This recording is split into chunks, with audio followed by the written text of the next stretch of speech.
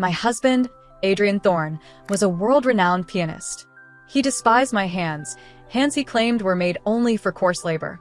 One day, after I had dared to dust his grand piano, he melted a bowl of scalding wax.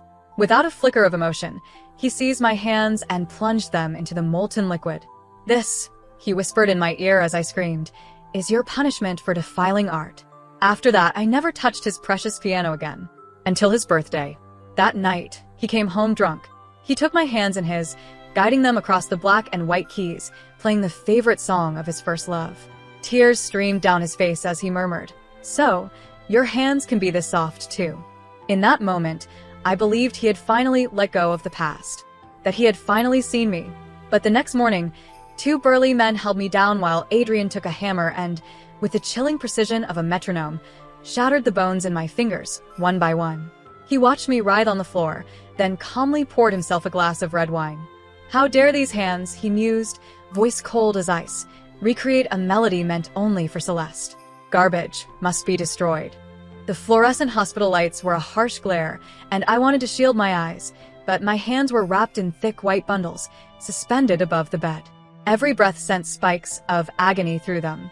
My orthopedic surgeon held up the x-rays, his expression tight, with professional regret. "Mrs. Thorne, you have comminuted fractures in all 10 fingers. Nerve reconstruction in 3 of them was not optimal. You'll need to avoid lifting heavy objects and any fine motor activities from now on." Adrian hadn't just broken my hands. He had taken a hammer to my life itself, smashing it to pieces. I stared at the gauze-wrapped stumps that used to be my hands. I tried to smile, but my lips refused to cooperate. The door creaked open. Adrian walked in, impeccably dressed in an expensive bespoke suit, a figure of sterile perfection in the drab hospital room. He didn't look at me. He went straight to the window and drew back the curtains. Sunlight poured in, and I flinched. "What did the doctor say?" he asked, his voice crisp, precise, as sharp as the highest notes on his keyboard. I said nothing. He finally turned to me, a faint frown creasing his brow. "Lena, I'm talking to you." "Just as you wish," I rasped, my voice dry and foreign. "I'll never touch your piano again." Adrian nodded without expression. From the fruit basket he had brought, he selected an apple and peeled it with surgical precision. The peel came off in one unbroken spiral, a work of art. His hands, the hands hailed as kissed by God, long, elegant, capable of weaving symphonies, and, with equal perfection, destroying a woman's life.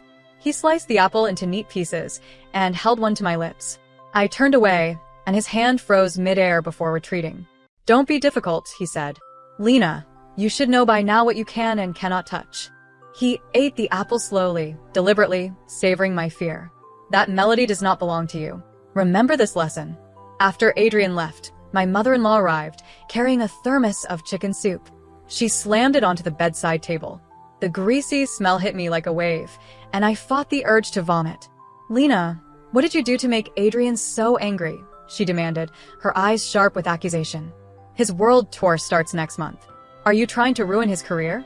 I laughed bitterly, hollow and soundless. "Mother, your son broke my hands." She scoffed and pulled up a chair, studying me with aristocratic disdain. "If he hit you, you must have done something to deserve it. A woman like you is never enough for Adrian. What can you do besides housework? And now you've touched his piano? That isn't just a piano, it's his life. Better for you to lose a hand than for him to lose his future. And my life, was that not worth anything?" I closed my eyes, unwilling to argue. Trying to reason with a thorn was pointless. Seeing my silence, she softened slightly. "Don't blame Adrian. He's been through so much. Celeste has been gone for years, but he's never moved on. He thought you were her last night. That's why he lost control. As his wife, you should understand. A small price to pay." My eyes snapped open, burning with hatred. "So, when he realized I wasn't Celeste, he destroyed my hands?" Her shock turned to anger. "What is this attitude? You think you've grown wings? Let me remind you, Lena. Countless women would kill to be Mrs. Thorne. Don't be ungrateful." She stormed out, slamming the door. I stayed in the hospital 2 weeks. Adrian never visited, but each day, fresh fruit and gourmet supplements arrived, piling on my nightstand, a silent, condescending charity. On the day of my discharge, the Thorne family driver waited outside to take me home. I refused to get in the car. The man looked uneasy. Ma'am, Mr. Thorne instructed me. Tell him, I interrupted, that I need some time alone. I called a taxi instead. When I arrived at the house I shared with Adrian, I pushed open the door and froze. A pair of women's slippers sat neatly in the entryway. New, small, not mine. In the living room, Adrian's black Steinway grand piano gleamed under the soft light, polished to perfection. A young woman I'd never seen before stood beside it, dusting the lid with a feather duster. She startled at the sight of me, clutching the handle nervously. You are? I didn't answer. My gaze drifted past her to a beige trench coat draped over the sofa. It was exactly Celeste's style. Looking back at the girl, I realized she even resembled her. Soft features, delicate frame, the same haunted kind of beauty. A flush crept up the woman's cheeks. I'm the new piano maintenance specialist Mr. Thorne hired. My name is... Get out. My voice was calm, but the words carried a quiet finality that froze her in place. Be but Mr. Thorne. I said get out. I repeated, locking eyes with her. Something in my stare must have unnerved her. She set the duster down and fled, almost tripping over her shoes on the way out. I stood before the piano. The same piano Adrian once claimed I was unworthy to touch. He had said my hands were made for housework, not for art. In 3 years of marriage, I had never dared lay a finger on it. Now, my hands were ruined. I could no longer play anything, nor could I ever threaten the memory of the woman who still lived in his heart. I raised my bandaged hand and placed it gently on the piano lid. The surface was cold and smooth, like Adrian's heart. The front door opened. He was home. His gaze landed on my hand resting on the piano, and his expression hardened into something glacial.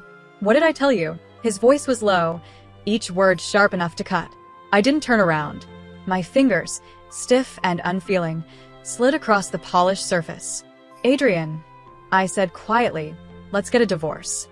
For a moment, there was nothing but silence. Then a soft, humorless laugh broke it. Divorce? He stepped closer, his tall frame casting me completely in shadow. Lena, you have the audacity to say that to me? Your family, your home, everything you own, I gave it to you. Without me, you're nothing. He wasn't wrong. To marry him, I had given up everything. My degree, my career, my friends. I had built my life around him until there was nothing left of me. I'll leave with nothing, I said. The words tasted like ashes. I had nothing to begin with. He grabbed my chin, forcing me to look up at him. His eyes were filled with disgust and amusement, as if a bug had dared to speak. You think marriage is a game you can walk away from? He hissed. I make the rules here, Lena. You want to leave? His lips curled. Fine. But first, learn how to be an obedient dog. A bitter laugh escaped me, cold and sharp. That girl from earlier. I said, she's your new Celeste, isn't she? What use do you have for me now? Wouldn't a divorce be easier for both of you? He released me, so suddenly I stumbled backward. Lena, he said, voice low with fury. You don't get to walk away. You owe Celeste a debt you'll spend your life repaying. He took out his phone. Get Mr. Davies on the line, he ordered. I need a new post-nuptial agreement drafted. Include clauses about loyalty and obedience. Then he hung up and left, without looking back. Adrian didn't come home that night. I sat alone in the cavernous living room until dawn painted the sky gray. The next morning, Mr. Davies arrived, the same lawyer who had witnessed our wedding. His face was unreadable, his tone professional. Mrs. Thorne, this is the new agreement Mr. Thorne instructed me to bring. I took the papers and skimmed them. Each line was a masterpiece of control. I was forbidden from initiating divorce proceedings, from defying Adrian's will, or from maintaining unnecessary contact with any man. Even my parents would have to submit a written request to him before seeing me. The final clause made my blood run cold. If I violated any of these terms, all assets in my name, including the house my parents lived in, would be repossessed. That house had been a gift from Adrian before our marriage, though the deed had always been in my name. I saw now what it really was, a leash disguised as generosity. Mrs. Thorne, Mr. Davies said, offering a pen, if you have no objections, please sign here. My hands were still bandaged. I couldn't even hold the pen. The sight was almost laughable. I looked up at him. And if I don't sign? The lawyer adjusted his glasses, avoiding my gaze. You know Mr. Thorne better than I do. He doesn't leave room for refusal. A bitter laugh slipped from my throat. Of course he didn't. Adrian Thorne always got what he wanted, including people's souls. Just then, my phone buzzed. An unfamiliar number. With the one finger I could move, I answered. Is this Lena? The voice was soft, steady, and strangely familiar. This is Samuel Reed. Samuel Reed. The name alone sent a tremor through me. He had been my senior back in university, the only person who ever truly understood my music. After graduation, he'd gone abroad for a medical fellowship, and we had lost touch. Samuel? My voice quivered. It's me, he said gently. I just got back. Found your number through an old friend. He hesitated. You don't sound well. Are you all right? I gripped the phone tightly, glancing from Mr. Davies's expectant face to the humiliating contract lying on the table. My throat burned. I couldn't cry. Not now. I'm fine, I lied, forcing steadiness into my voice. Just caught a little cold. Where are you? He asked. I'm at a medical conference nearby. If you're free, we could meet. My heart thudded painfully. Adrian's words echoed in my head. No unnecessary contact with any man. Mr. Davies's watchful eyes made my skin crawl. I turned toward the window and spotted a banner fluttering across the street. International Medical Exchange Center. An idea struck me, reckless, desperate, but maybe my only chance. Samuel, I whispered, I can't leave right now, but can you do something for me? Anything, he said without hesitation. Call the police, I said quickly. The address is 22 Blackwood Lane. Someone's being held here against their will. Mr. Davies's face drained of color. Mrs. Thorne, have you lost your mind? He lunged toward me, reaching for the phone. I twisted away, clutching it to my chest. Hurry, Samuel, I shouted. There was a pause, then Samuel's voice came, steady and sure. I'm on it. Hold on. The call ended. Mr. Davies's composure cracked, his voice shaking with fury. You really think the police can help you? This is the Thorne family, Mrs. Thorne. They won't dare interfere. I met his glare, my voice cold and steady. We'll see about that. Within 10 minutes, the distant whine of sirens grew louder until it filled the street. Mr. Davies's skin turned the color of ash. 2 officers entered the mansion. Their expressions hardened when they saw my bandaged hands. Are you the one who called? One asked.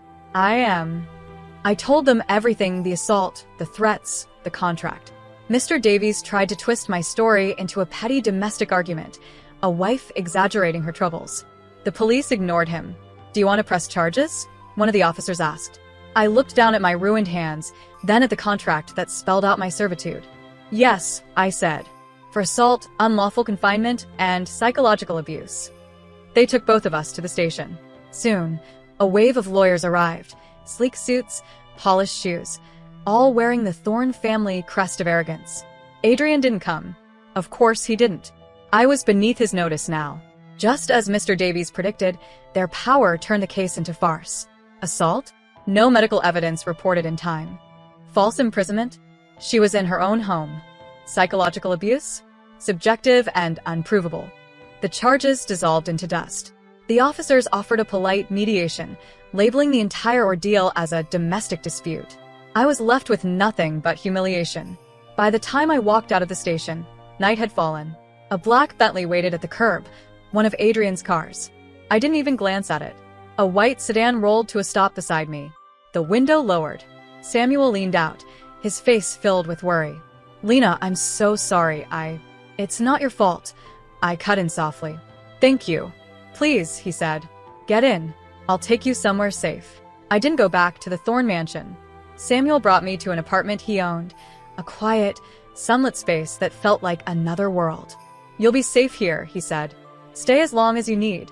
He handed me a glass of warm water. I'm a hand surgeon now. If you'll let me, may I take a look? I hesitated, then slowly unwrapped the bandages. Even prepared as he was, his expression faltered when he saw the damage. Mangled joints, uneven scars, skin still red and tender. For a moment, his composure broke, replaced by something close to grief. He examined each finger carefully, his touch featherlight. The chance of a full recovery is small, he said finally. I know, I replied quietly. But it's not impossible, he added, meeting my eyes. There are new surgical techniques, nerve repair, tendon grafting. It'll be painful, and success isn't guaranteed. But there's still hope. I felt something unfamiliar stir inside me, something I hadn't felt in years. Hope. You haven't changed at all, Samuel, I murmured, a faint smile breaking through. You still believe in miracles. He smiled back. And you should, too. I moved into his apartment and began treatment. Every day was a cycle of therapy, medication, and pain so intense it blurred my vision. Samuel would brace my wrist, pressing my stiff fingers until they bent, just a fraction more each time. The sensation of healing bones being stretched and torn scent sweat dripping down my neck. I bit my lip until it bled to keep from screaming. There were moments I wanted to quit, but every time I closed my eyes, I saw Adrian's face, cold and detached. And I kept going. Just a little more, Samuel would say, his voice steady beside me. You bent it 2 degrees further than yesterday. When he handed me water, my hands shook too badly to hold it. But I never let him see me break. Days bled into weeks. My body ached, but my spirit, slowly, began to heal. Still, the silence from Adrian's side unsettled me. No calls, no messages, no men sent to drag me back. It wasn't mercy. I knew him too well. This was only the calm before the storm. A man like Adrian Thorne didn't forgive. He waited. A month later, I could finally curl my fingers into a weak fist. They were still stiff and disfigured, but to me, it felt like reclaiming a piece of my soul. That night, Samuel came home with a small cake to celebrate the milestone. As we ate, the television droned on in the background, financial news, until a name made my fork freeze midair. Renowned pianist Adrian Thorne announced the launch of the Moonlight Charitable Foundation, dedicated to supporting talented young musicians from underprivileged backgrounds. The foundation is named in honor of his late first love, the gifted prodigy, Miss Celeste Moon. On screen, Adrian stood behind a podium in a crisp tuxedo, composed and eloquent beneath the blinding flashes of cameras. He spoke of Celeste's dreams, her passion, her tragic death, and how he intended to carry on her legacy. Millions were moved by his words. I, however, felt something else. The fork scraped harshly against the porcelain plate. Lena, are you all right? Samuel asked, noticing my expression. I turned off the TV. I'm fine. But I wasn't. Later that night, I opened an old, forgotten email account. Dozens of unread messages blinked back at me, all from the same sender. Celeste's mother. I met Adrian because of Celeste. She had been my best friend, my other half. We shared everything, until the day she slit her wrists beside that Steinway piano. Her death had become Adrian's eternal wound and my lifelong punishment. He was convinced I had driven her to it. And less than a year after she died, I married him. The world called me a viper who had stolen her place. I never defended myself. I thought that by keeping quiet, by loving him enough, I could someday heal his pain. But now I understood. Adrian never wanted healing. He wanted someone to bear the weight of his grief, someone to hate when he couldn't hate her. I clicked open the newest email. Lena, you venomous snake. Did you think you could hide forever? Adrian has created this foundation, and the world will finally see how extraordinary my Celeste was. You will be cursed and shamed for the rest of your miserable life. I stared at the words, then typed a single line in reply. Ma'am, have you forgotten why Celeste really died? Then I pressed send. Adrian's silence had always been a warning, the quiet before the strike. And I was right. Within days, the internet erupted with scandal. Every gossip site, every entertainment column, every anonymous post painted me as the villain, a jealous, talentless woman who had used her resemblance to Celeste to trap Adrian. They said I'd stolen Celeste's compositions, that I'd envied her talent and driven her into despair. Someone even fabricated a story about an argument we supposedly had on the day she died. The lies spread like wildfire. Comment sections overflowed with venom. This woman is disgusting. Heart of a viper. Divorce her now. Hashtag justice for Celeste. I had become public enemy number 1. Samuel wanted to hire a PR team, but I stopped him. It's useless, I told him. This is Adrian's stage, and he's already written my part. Nothing I say will change the script. So, you're just going to let them destroy you? He asked, desperate. I smiled faintly. Don't worry, Samuel. Let them scream. The louder they are, the clearer my truth will sound when the time comes. He didn't understand. Not yet. While the world tore me apart, I focused on my recovery. Day by day, my hands grew stronger.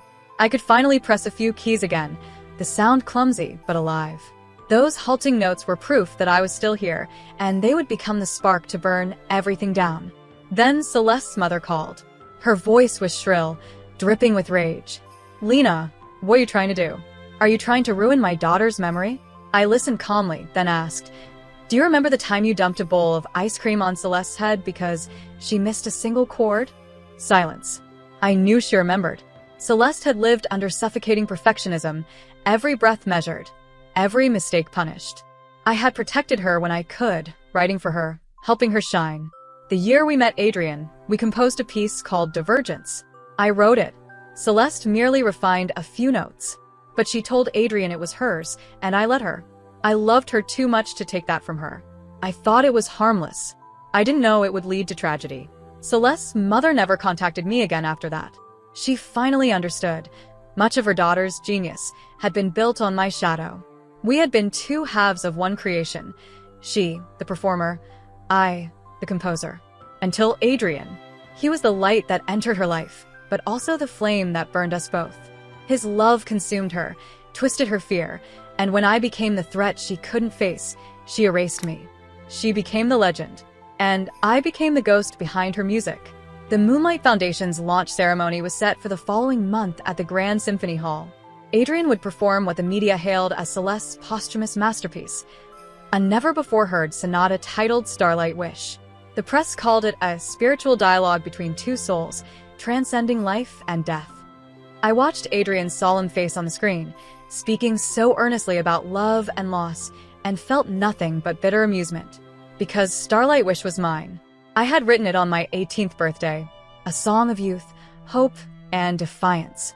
The manuscript had been locked away in one of my old boxes for years. So, how had Celeste gotten it? I called her mother. She answered this time, her voice brittle and weary.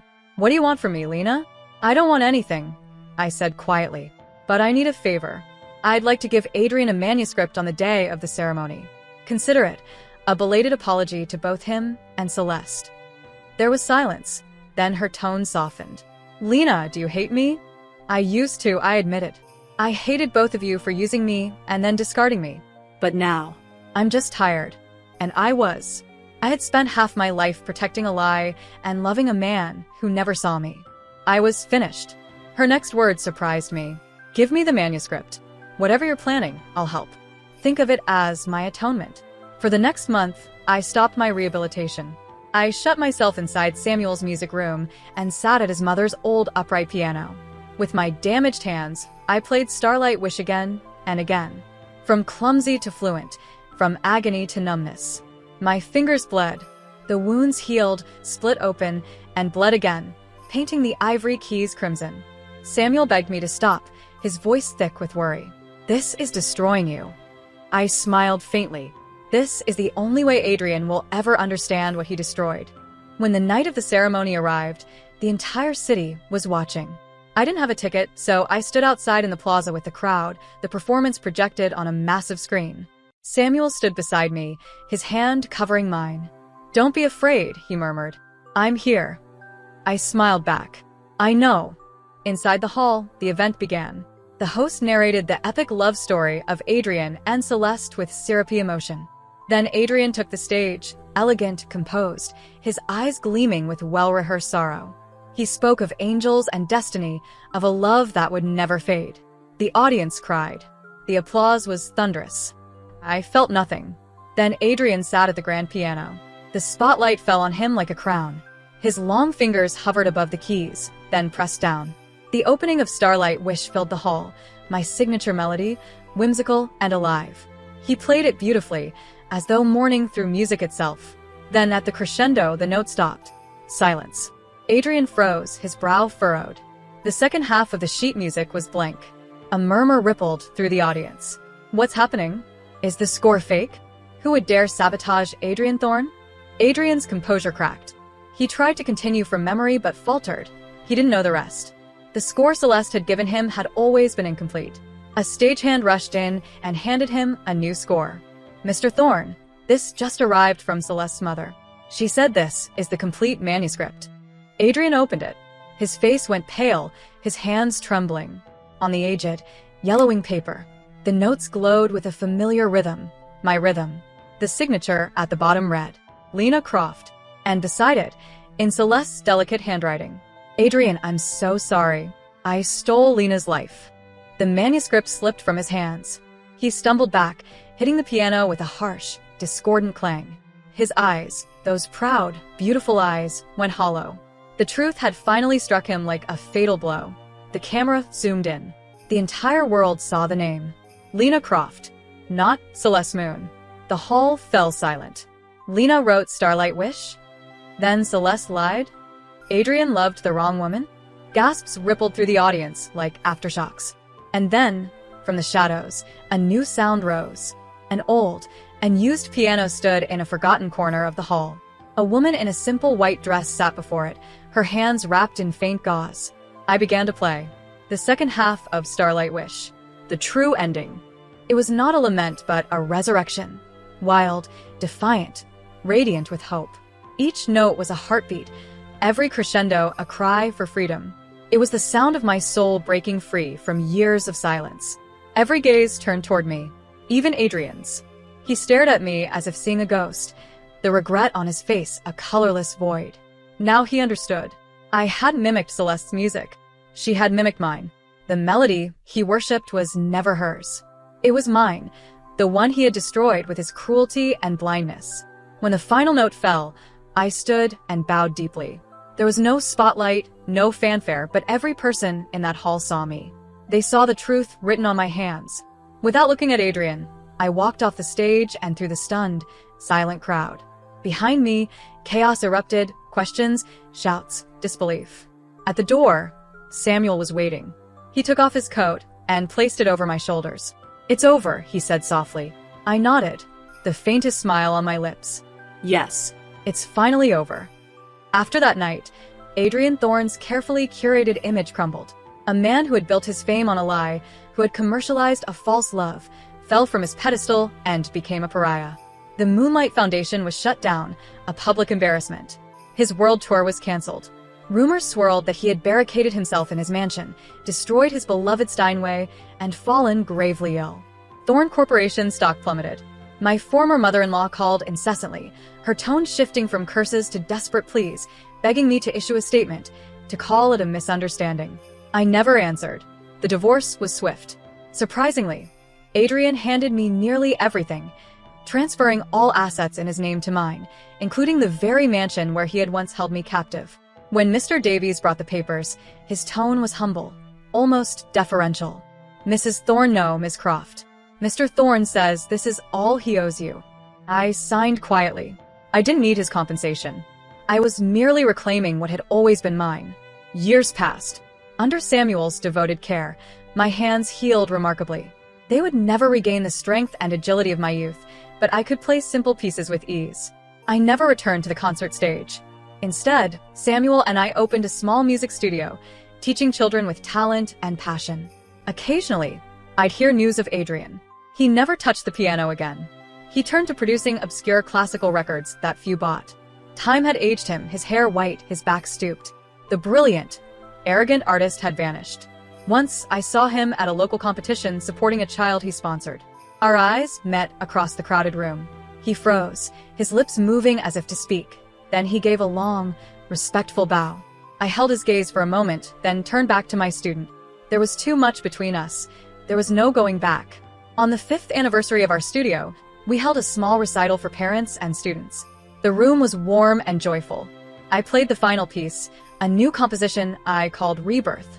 When I finished and rose to bow, I saw a familiar figure in the back, Adrian. He had slipped in unnoticed, holding a worn CD case. I compiled this, he said, his voice raspy. It's all your compositions from university. I've had the copyrights restored to your name. Lena, I'm sorry, he continued, his voice breaking. I spent my life chasing a false moonlight, never realizing the real star was beside me all along, and I treated it like dust. I was the one who extinguished it. I'm not asking for forgiveness, he added. Just please don't give up your music because of me. He placed the CD on a nearby table and bowed once more. This time, I didn't look away. The love and hate that had defined my life settled into a quiet, reflective sigh. I picked up the CD and gave him a slight nod. Perhaps I had forgiven him, or perhaps I had simply forgiven myself, the foolish, stubborn girl I once was. Later that night, I stayed behind in the empty studio. Moonlight streamed through the windows, washing the piano keys in silver. Samuel appeared quietly beside me. Together, we watched the moon in comfortable silence. After a long moment, he spoke. "What are your plans for the future?" I smiled. "What plans? I'll run the studio, teach my students, and live in peace." "And what about me?" His voice wavered, hope and nervousness clear in his eyes. "Can I be a part of that?" I turned to him. In the moonlight, his gaze was gentle, unwavering, full of quiet devotion. A ripple stirred in my heart. I didn't answer with words. Instead, I placed my hand on the piano keys and played the softest, most tender passage from Rebirth. Then, I turned to him and smiled, a genuine, heartfelt smile, long absent. With my other hand, I reached for his. He stiffened for a second, then his fingers closed around mine, warm and firm. It felt safe. It felt like holding the second half of my life, lost and now found.